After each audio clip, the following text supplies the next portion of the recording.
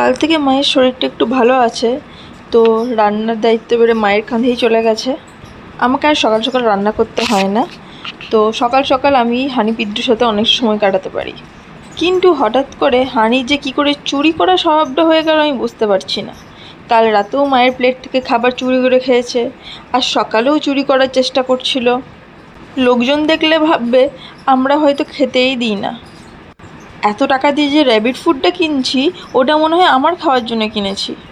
বাটিতে এক বাটি র্যাপিড ফুড, তারপরে ওর জন্য বাঁধাকপি, ধনেপাতা সব রাখা আছে, কিন্তু না, মা যেটা খাচ্ছে ওটা খেতে হবে ওকে। আমাদের ছোটরা হানি কিছুতেই নর্মাল খাবার খাবে না। দোষটা আমাদেরই, আমরা প্রথম থেকে ওকে শাসন করিনি, আদরে আদরে এরকম অবস্থা হয়েছে। তারপর আমি আমার শেকটা বানিয়ে নিচ্ছিলাম। এর মধ্যে আমি কলা, ওটস, ড্রাই ফ্রুটস, দুধ, কোকো পাউডার এসব দিয়েই বানাই। মাঝখানে কিছুদিন মুসলিও দিচ্ছিলাম, তো ওটা শেষ হয়ে যাবে, আবার ওটস দিয়ে বানাচ্ছি। আজকে অনেক দিন পর পিদ্রু আমাকে একটু আদর করছিল। ও শুধু কামড়ায়, আদর করতেও ভুলেই গেছে। তারপর সকাল সকাল আমি আমার জন্য আর মায়ের জন্য লস্যি বানিয়েছিলাম, তো মাকে এক গ্লাস দিয়ে দিই। তারপর আমিও লস্যিটা খেয়ে অফিসের জন্য রেডি হতে চলে যাই। প্রায় দিনই আমি কিছু না খেয়েই অফিসের জন্য বেরিয়ে যাই।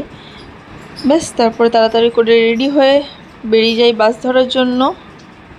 আজ সকালে মায়ের রান্না হয়নি, তাই আজকে বাইরে থেকে খাবার কিনে খেতে হয়েছে। অনেক দিন বিরিয়ানি খাওয়া হয় না, তো আজকে একটু বিরিয়ানি খেতে ইচ্ছে করছিলো বলে বিরিয়ানি কিনে খেয়েছি। তারপর সারাদিনে খাটাখাটনির পর বাড়ি চলে আসি।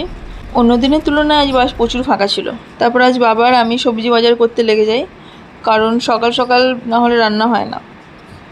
আজ রাতের জন্য চিকেন আর কালকের জন্য মাছ নিয়ে আমি বাবা বাড়ি চলে আসি। তারপর কি ব্যাস এইভাবেই দিনটা কেটে যায়। আমার আর বাড়িতে ভালো লাগছে না, কোথাও যেতে ইচ্ছা করছে, বাট ছুটি নিয়ে কোথাও যাওয়া পসিবল না। মায়ের শরীর খারাপ ছিল যখন অনেক ছুটি ফুটি নেওয়া হয়েছে, তো বেরোনো তো পসিবল না। বাট আমার বাড়িতে ভালোও লাগছে না, তো দেখা যাক কী করা যায়। Bye bye.